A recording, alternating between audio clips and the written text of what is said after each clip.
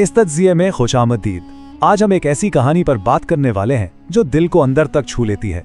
एक ऐसी दास्तान जहां एक बेसहारा बच्चा और एक इंतहाई अमीर ताजिर की जिंदगियां आपस में अजीब तरह से जुड़ जाती हैं। चलिए इस सफर का आगाज करते हैं। लोग कहते हैं कि यतीम की दुआ सीधा आसमान तक जाती है, लेकिन उस रात एक यतीम बच्चे की आह ने पूरे शहर की तकदीर बदल दी। सोचने की बात है ना कि इन अल्फाज में कितना दर्द छुपा है। एक ऐसी उदासी जो आने वाले वक्त की पूरी कहानी बयान कर रही है। पहला हिस्सा अंधेरों में घिरा बच्चा। एक तरफ देखिए, सिर्फ 9 साल का मासूम अय्यान है, बेघर, भूखा, लेकिन उसका ईमान किसी चट्टान से कम नहीं है। और दूसरी तरफ मालिक उस्मान, दौलत, ताकत, गाड़ियां, महल, सब कुछ है इनके पास सिवाय एक चीज के, और वो है अंदर का सुकून। ये कितना अजीब मुवाजना है ना। एक तरफ इंतहाई गुर्बत और दूसरी तरफ रूहानी खोखलापन। अय्यान की रोजमर्रा की जिंदगी बिल्कुल आसान नहीं थी। तसव्वुर करें, शहर की एक बेकरी के बाहर वो बची हुई रोटियों का इंतजार करता। कभी कुछ मिल जाता खाने को और कभी बारिश और करकराती सर्दी में भूखा ही सोना पड़ता। लोग उसके करीब से गुजर जाते थे, मगर इस मासूम बच्चे की तकलीफ किसी को नजर ही नहीं आती थी। या अल्लाह, मेरे पास कुछ नहीं, बस एक तू ही है।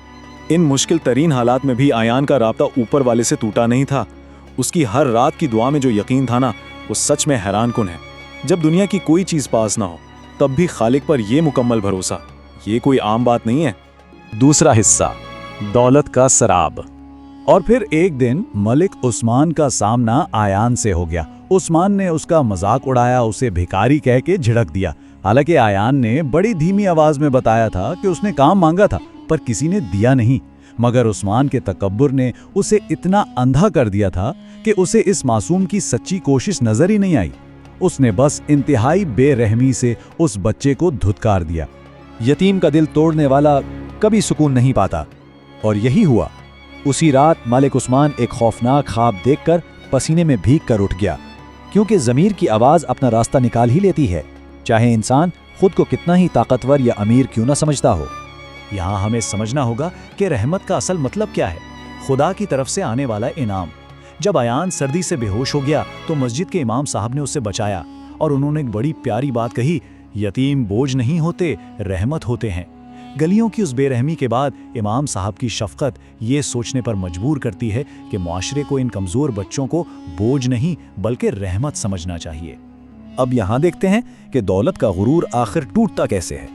चंद ही दिन गुजरे थे कि पार्टनर ने धोखा दे दिया, माल डूब गया।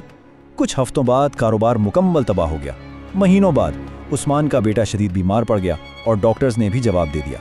और फिर उसी सर्दियों के मौसम में मुकम्मल नाउमीदी उस्मान को खींचकर उसी पुरानी मस्जिद तक ले आई जहां से वो कभी मगरूर बनकर गुजरा था। वक्त की बात है। तीसरा हिस्सा, माफी की दुआ। मस्जिद के एक कोने से एक मासूम सी आवाज गूंज रही थी, या अल्लाह, जिसने भी मुझे दुख दिया उसको माफ कर दे और उसके घर में खुशियां भर दे। इस दुआ की गहराई सुनिए। एक बच्चा जिसे इस दुनिया ने ठुकराया, मजाक उड़ाया, वो अपने दुश्मनों के लिए ऐसी अजीम दुआ कर रहा था। ये सच में दिल पिघला देने वाला लम्हा है। और जब मलिक उस्मान ने देखा कि जो बच्चा उसकी फैमिली की खुशियों के लिए रो रो के दुआएं मांग रहा है, ये तो वही बच्चा है जिसे उसने गली में जलील किया था, बस उस अमीर और मगरूर ताजिर का सारा घमंड चूर चूर हो गया। उसने पहली बार किसी मासूम के सामने सर झुकाया और फूट फूट कर माफी मांगने लगा। उस एक लम्हे में सारा तकब्बुर टूट गया था। चौथा हिस्सा, ताजिर की निजात। सच कहते हैं, एक सच्ची तौबा पूरी जिंदगी बदल सकती है। उस्मान ने अय्यान को गोद ले लिया, उसे नए कपड़े दिए, स्कूल भेजा और बिल्कुल अपने सगे बेटे जैसा प्यार दिया।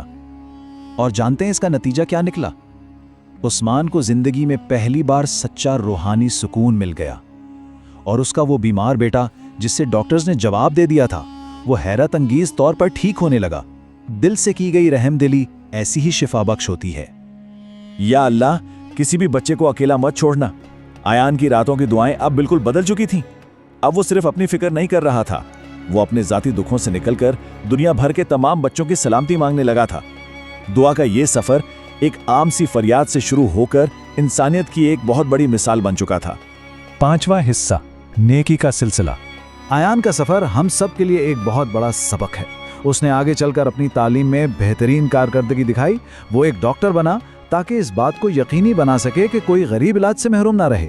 फिर एक दिन उसने उसी पुरानी मस्जिद के बाहर बिल्कुल अपनी तरह के एक रोते हुए यतीम को सहारा दिया और आखिरकार एक बहुत बड़ा स्कूल और शेल्टर होम तामीर किया।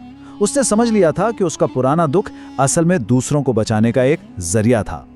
सैकड़ों, जी हाँ सैकड़ों, ये सिर्फ एक नंबर नहीं है, ये तादाद है उन मुस्कुराते और परवान चढ़ते यतीम बच्चों की जो अब उस जगह महफूज जिंदगी गुजार रहे हैं जहां कभी अयान रोटी के एक छोटे से टुकड़े के लिए तरसता था।